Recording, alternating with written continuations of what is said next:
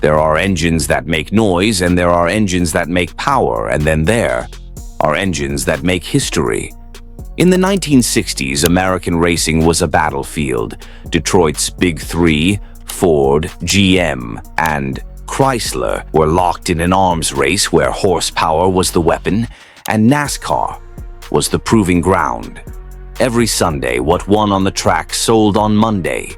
And if you wanted to dominate, you needed something brutal, something unstoppable, something that would scare your rivals before the green flag even dropped. That weapon was Chrysler's 426 HEMI, known as the elephant engine for its massive size and earth-shaking power. The HEMI wasn't just another motor, it was a revolution with hemispherical combustion chambers that allowed for massive airflow and efficiency. It produced levels of power the competition couldn't touch. When Chrysler unleashed it in NASCAR, the results were immediate and devastating. Cars powered by the HEMI tore down the straights like missiles, humiliating rivals and rewriting the rules of what was possible. But dominance comes at a price. The 426 HEMI wasn't just powerful, it was too powerful. NASCAR officials grew uneasy. Rival manufacturers cried foul.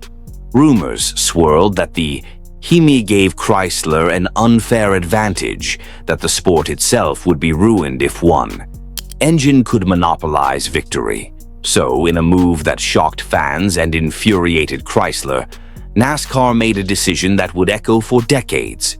They banned the HEMI.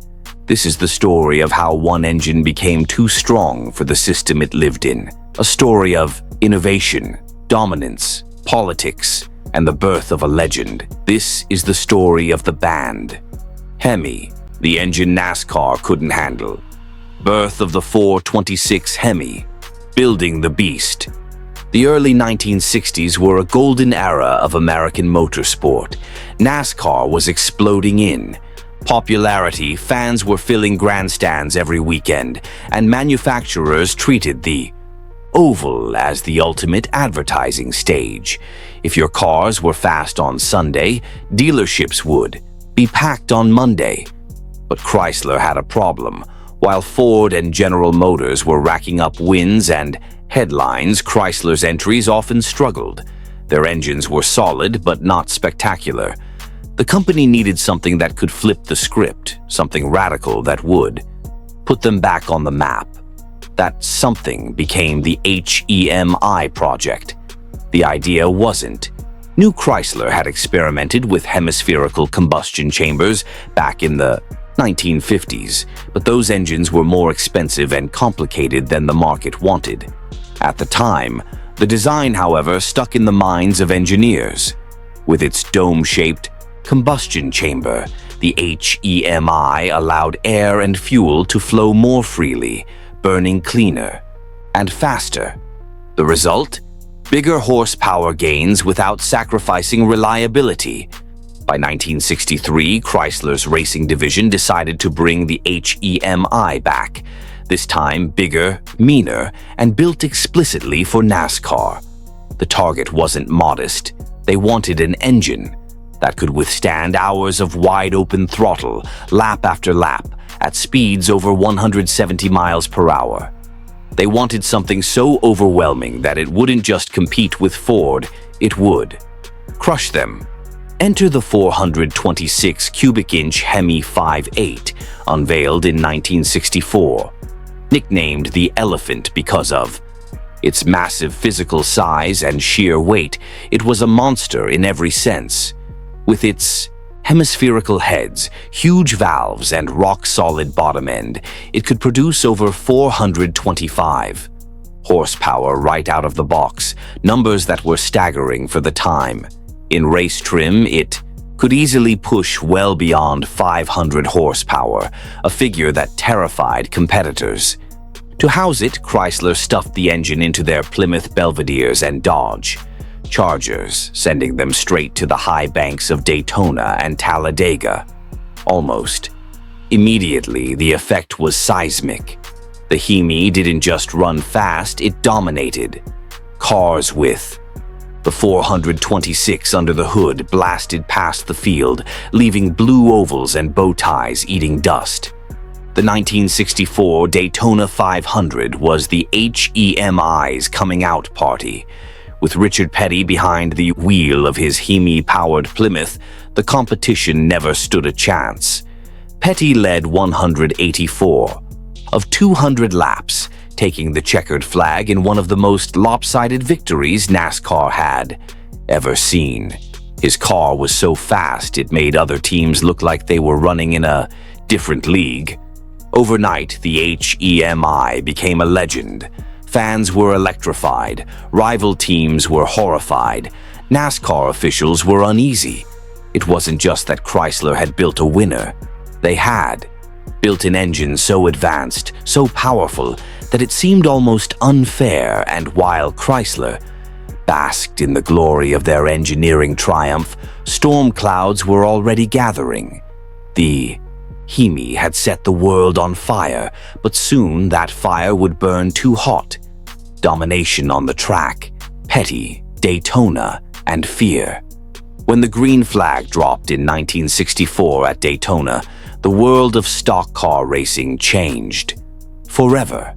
Richard Petty, already a rising star, had a secret weapon under the hood of his bright blue Plymouth Belvedere, the brand new 426 HEMI. From the moment the race began, it was clear this was no ordinary engine. Petty's car thundered down the straights with a speed and stability no rival could match. Lap after lap, he pulled away, and when the dust settled, Petty had led 184 of 200 laps a level of. Dominance rarely seen in NASCAR. It wasn't just a win. It was a statement, and it wasn't just Petty.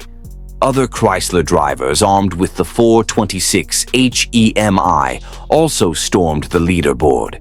Suddenly, Dodge and Plymouth cars were everywhere in the top 10, humiliating Ford and Chevrolet, who struggled to keep up.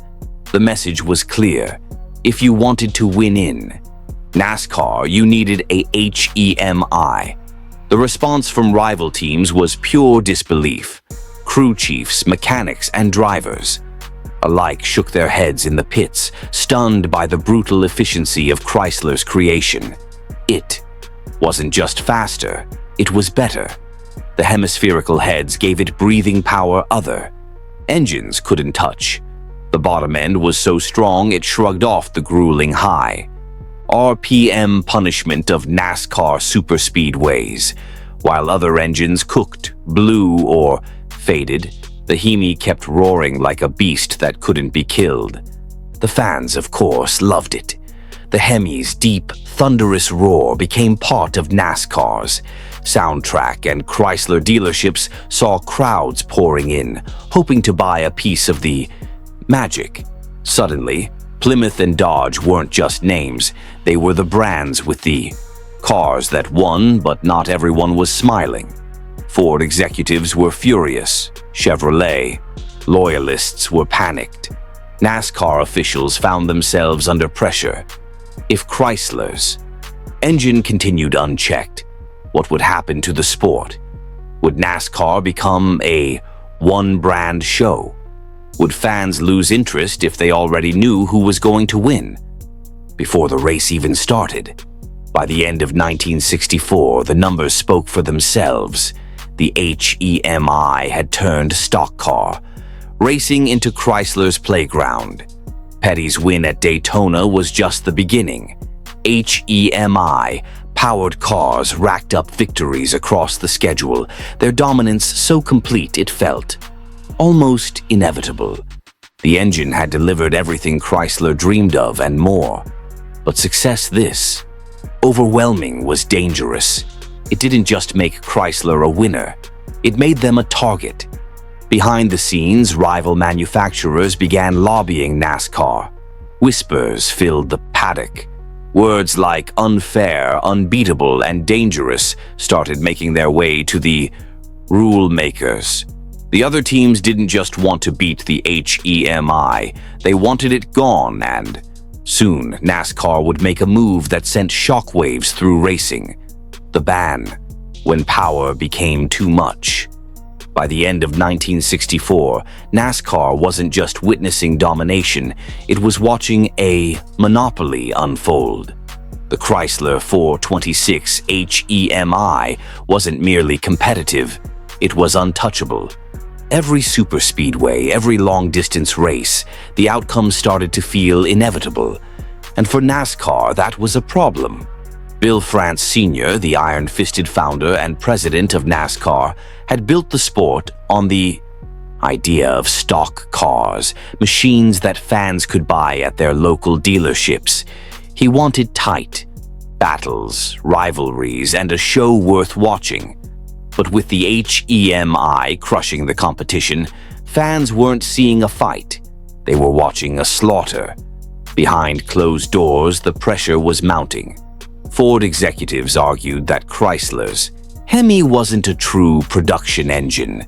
Sure, Chrysler had unleashed it for racing, but could an ordinary buyer really walk into a dealership and get one?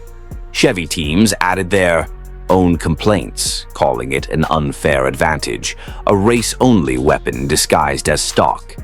France listened, and when the 1965 NASCAR rulebook was published, there it was. The HEMI was banned. The official wording was simple. If an engine wasn't available in a production car for the public, it wasn't legal for NASCAR. That was enough to sideline the 426 HEMI overnight. The ruling sent shockwaves through the racing world. Chrysler's factory teams were furious drivers who had tasted victory, now found themselves without their greatest weapon.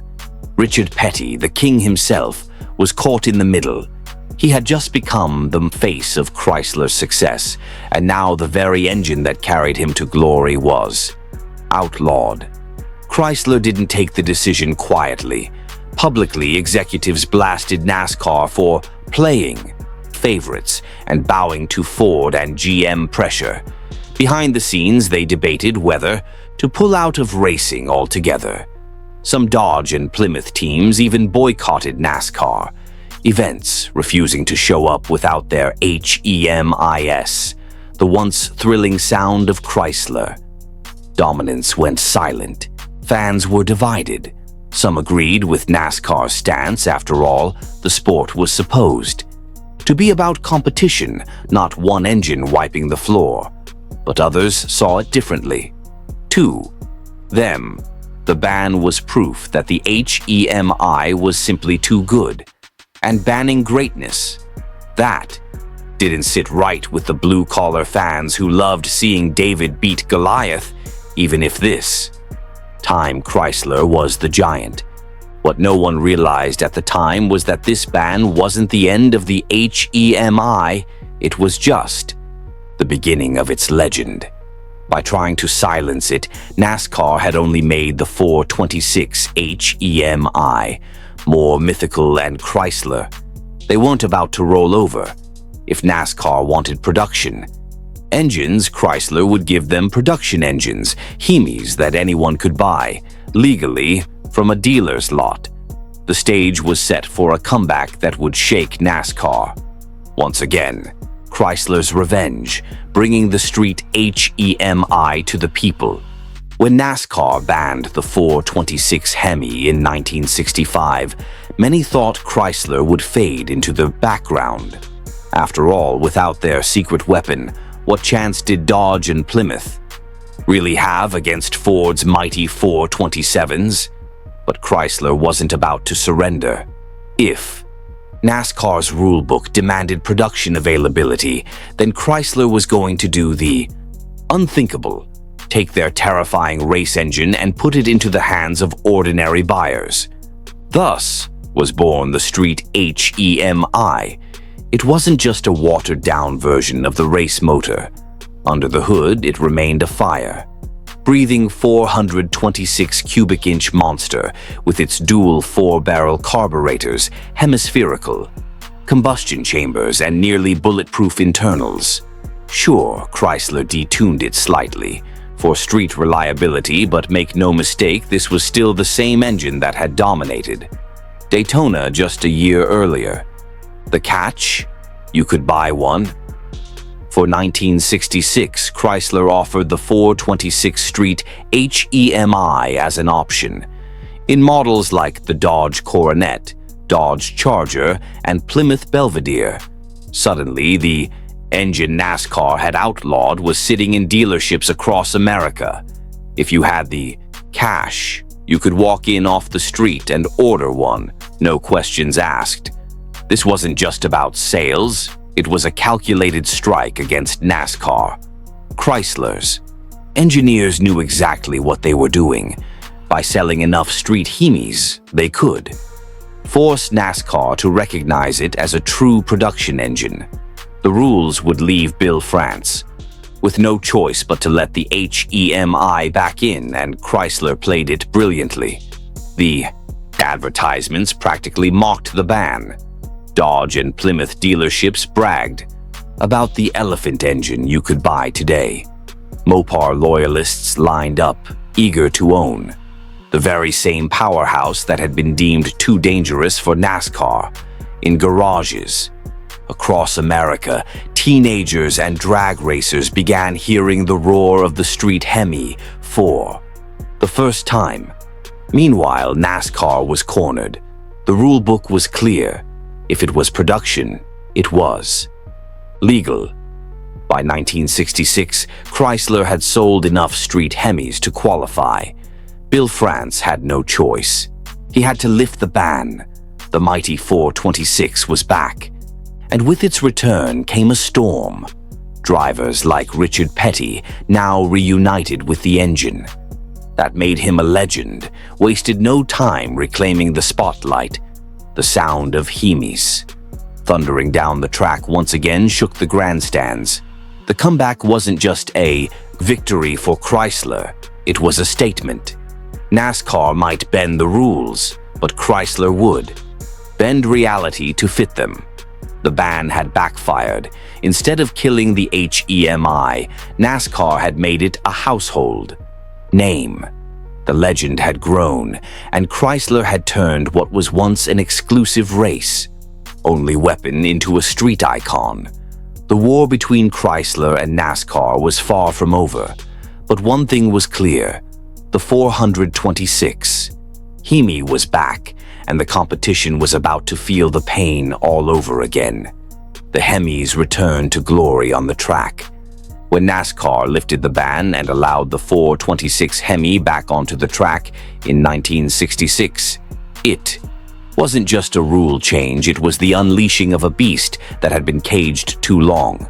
The competitors knew it, the fans felt it, and Chrysler's engineers, grinning in the shadows, were ready to remind everyone why the HEMI had been outlawed in the first place. From the moment the engines fired up, the difference was undeniable. The sound of a HEMI at full throttle wasn't like anything else in racing. It was deeper, meaner, like rolling thunder with sharp metallic edges. The roar alone was intimidating. On the track, the results were even scarier. Cars powered by the 426 HEMI didn't just win, they dominated. Richard Petty, the king himself, became the face of Chrysler's redemption arc. In his bright blue number 43 Plymouth Belvedere, Petty used the HEMI's brutal horsepower and relentless reliability to crush the competition. That season, he won an astonishing 27 races, a single-season record that left Ford and Chevrolet scrambling to catch up. It was a masterclass in domination, one that cemented both Petty and the HEMI into racing legend. But it wasn't just Petty. Across the grid, Mopar teams armed with the HEMI became nearly unbeatable on super speedways. The combination of raw power, high revving stability, and bulletproof engineering gave Chrysler cars an edge that no other manufacturer could. Match competitors began to whisper that NASCAR had made a mistake by letting the HEMI back in. Some even argued it was too powerful to be fair. The fans, however, couldn't get enough. Crowds roared as the winged Mopars and big-bodied Dodges thundered around Daytona, Talladega, and Charlotte. The HEMI wasn't just an engine, it was a spectacle. People came to hear it, to feel it rumble in their chests, to watch it humiliate rivals lap after lap, and yet, with each checkered flag, tension grew. NASCAR officials were caught in a balancing act. On one hand, the HEMI's dominance made for incredible headlines and packed grandstands. On the other, it threatened to turn the sport into a one-brand show. Ford and Chevy executives were furious, demanding NASCAR step in to level the playing field. For Chrysler, it was vindication. The same engine that had been branded too radical was now the heart of their greatest triumphs. Every win was more than a trophy. It was payback. NASCAR had tried to bury the HEMI, but instead it had unleashed its most glorious era. The HEMI was back on top, and the rest of the field was left gasping in its wake. But this wasn't the end of the fight. As the 1960s rolled on, the battle between Chrysler, NASCAR, and its rivals would only grow more intense, leading to one of the wildest, most controversial arms races in racing history. The aero wars begin. NASCAR tries to rein in the monster. By the late 1960s, the 426 HEMI wasn't just winning races, it was rewriting what competition in NASCAR looked like. The engine was so dominant that rival manufacturers realized they couldn't simply match Chrysler with horsepower. Ford and Chevy could squeeze out more ponies from their big block V8s, sure, but they couldn't match the sheer efficiency and durability of the HEMI at 200 miles per hour. So they looked for another battlefield: aerodynamics. At those blistering superspeedway speeds, the way air flowed over a car became just as important as the raw grunt under the hood. Chrysler, already armed with the HEMI's horsepower advantage, decided to double down by building cars that could slice through the wind like nothing else on the track. Enter the Dodge Charger Daytona and the Plymouth Superbird, two machines that looked more like fighter jets than stock cars, their massive nose cones and towering rear wings were not for show. They were the product of wind tunnel testing and engineering. Obsession. With the HEMI under the hood and an aero shell wrapped around it, these cars became monsters that defied everything NASCAR had seen before. The effect was immediate and terrifying. Suddenly, Chrysler teams weren't just winning, they were obliterating the field. The Daytona was the first NASCAR stock car to break the 200 miles per hour barrier, a number that left fans awestruck and officials deeply concerned. The Superbird followed, taking Richard Petty back into the Mopar camp after a brief defection to Ford, and together these winged warriors racked up wins with almost cruel ease. The other manufacturers were furious. Ford and Chevrolet cried foul, accusing Chrysler of turning NASCAR into a science experiment. Fans were divided. Some loved the spectacle of these wild machines, while others felt the sport was drifting too far from its stock car roots. But there was no denying it. The aero wars had begun, and the HEMI-powered wing cars were the apex predators. For NASCAR, the dominance posed a dangerous problem. If one brand ran away with every race, the competition and the sport itself could collapse. Crowds might love the spectacle of speed, but they wouldn't keep coming back if the outcome was always the same. Something had to give. And so, behind closed doors, NASCAR officials began plotting their next move. They weren't just fighting Chrysler, they were fighting for the future of the sport itself. The stage was set for one of the most controversial bans in racing history. The ban hammer falls. NASCAR strikes back against the HEMI and aero cars. By 1970, the writing was on the wall. NASCAR had watched the Dodge Charger Daytona and Plymouth Superbird, armed with the 426 HEMI, tear through fields with an almost mechanical inevitability. These cars weren't just winning races, they were shattering records, humiliating rivals, and making a mockery of the idea that NASCAR was about close competition. The tipping point came when drivers started pushing these aero monsters past 200 miles per hour on the biggest tracks. That number was more than just symbolic, it was terrifying. Cars that fast were harder to control, harder to stop, and far more dangerous if something went wrong. NASCAR had already seen horrific crashes in the 1960s, and the prospect of cars flying into grandstands or disintegrating at record speeds kept officials awake at night. Publicly, NASCAR framed the issue as one of safety.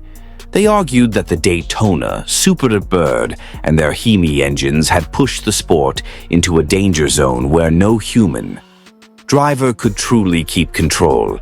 But privately, politics and manufacturer pressure were just as powerful. Ford and Chevrolet were pounding on NASCAR's doors, furious that Chrysler's engineering advantage had tilted the balance of power so dramatically. In early 1971, NASCAR made its move. The sanctioning body dropped a bombshell. New rules would outlaw the aero cars and restrict engine sizes. Winged cars like the Daytona and Superbird were banned outright from running their full aero packages. Meanwhile, the mighty 426 HEMI, along with other high-performance engines, was hit with displacement, restrictions and weight penalties designed to strangle its dominance. For Chrysler, it was a crushing blow. The 426 HEMI, the engine that had been built to win on Sunday and sell on Monday, was suddenly shackled. Their winged warriors, once symbols of engineering brilliance, were rendered obsolete overnight. Dealers were left with birds they couldn't sell, sometimes offering massive discounts just to move them off the lot. NASCAR had spoken. The HEMI was too powerful for its own good. Fans were divided. Some agreed that safety had to come first, while others accused NASCAR of caving to political pressure from Ford and GM. To them, the ban felt like an attack on innovation, a punishment for being too good. Chrysler, meanwhile, had to regroup. Their engineers had built a legend, only to see it written out of the rulebook. But if NASCAR thought banning the HEMI would kill its mystique, they couldn't have been more wrong. Instead, the ban only added to the aura of the engine. The 426 HEMI became a forbidden weapon, a mechanical outlaw that everyone knew was too powerful for the sport to contain. Its legend was just beginning. From track to street, how the ban made the HEMI a legend on the road. When NASCAR pulled the plug on the 426 HEMI's reign, many thought it would fade into history as just another banned experiment. But Chrysler had other plans. If the HEMI couldn't dominate on the oval, it would rule the streets. Throughout the late 60s and early 70s, Dodge and Plymouth dropped the 426 HEMI into their muscle cars, the Charger, Roadrunner, Cuda, Challenger, and GTX. Suddenly, the same engine that had terrified NASCAR officials could be ordered by anyone with the money and nerve to handle it. Advertised as the elephant engine for its size and power, the Street HEMI churned out a conservative 425 horsepower, though insiders knew it was closer to 500. The ban had turned the HEMI from a racing tool into a cultural icon. Owning one wasn't just about speed, it was about carrying a piece of forbidden history under your hood. Each rumble of that big block was a reminder of the time when Chrysler built an engine so strong, it scared an entire sport into rewriting its rulebook. Today, Hemi-powered muscle cars from that golden era are among the most sought after. Collectibles in the world, a genuine Hemi Cuda or Charger can fetch millions at auction, not just because of rarity, but because of what the engine represents: innovation, dominance, and defiance. The monster that couldn't be contained. The story of the 426 HEMI isn't just about an engine. It's about the clash between innovation and regulation, between dominance and fairness, between the pursuit of perfection and the limits of what a sport can allow. On the track, the HEMI was unstoppable, so much so that NASCAR had no choice but to ban it. Off the track, the ban only amplified its myth, turning it into one of the most legendary power plants in automotive history. The 426 HEMI will always be remembered as the monster that roared too loud, ran too fast, and flew too high for NASCAR to handle. And in that moment of being outlawed, it secured its immortality, because sometimes the greatest legends are not the ones that lasted the longest, but the ones that burned so bright that the world had to stop them. The HEMI wasn't just an engine, it was the engine. If you enjoyed this incredible story, don't forget to hit the like button, share it with your friends, and subscribe to the channel for more epic automotive adventures. Your support keeps these stories alive.